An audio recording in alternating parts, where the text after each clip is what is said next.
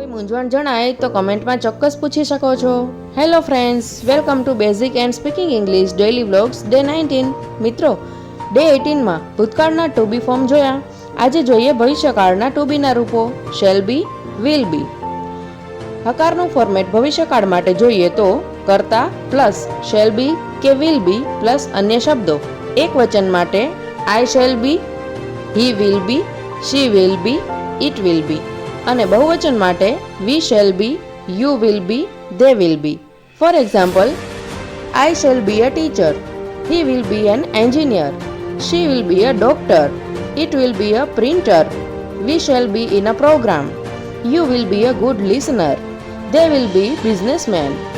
હવે નકાર વાક્ય ભવિષ્યકાળ માટેનું ફોર્મેટ જોઈએ તો કર્તા પ્લસ શેલ નોટ બી કે વિલ નોટ બી પ્લસ અન્ય શબ્દો.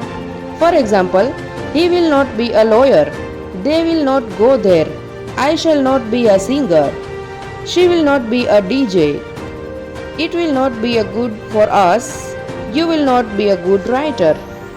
પ્રશ્નાર્થ વાક્ય ભવિષ્યકાળ માટેના ફોર્મેટ જોઈએ તો શેલ કે વિલ પ્લસ કર્તા પ્લસ બી પ્લસ અન્ય શબ્દો પ્લસ ક્વેશ્ચન માર્ક, જેના જવાબ આપણે યસ કે નો માં મેળવી શકીએ છીએ.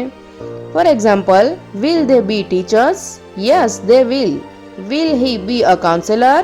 Yes, he will. Will a crocodile be in water? Yes, it will. આજના વ્લોગમાં બસ આટલું જ. ફરી મળીશું કાલે નવા ટોપિક સાથે. ત્યાં સુધી પ્રેક્ટિસ કરતા રહો. કંઈ મૂંઝવણ જણાય તો કમેન્ટમાં પૂછી શકો છો. લાઇક, શેર, સબસ્ક્રાઇબ અને ફોલો કરવાનું ના ભૂલશો. Thank you.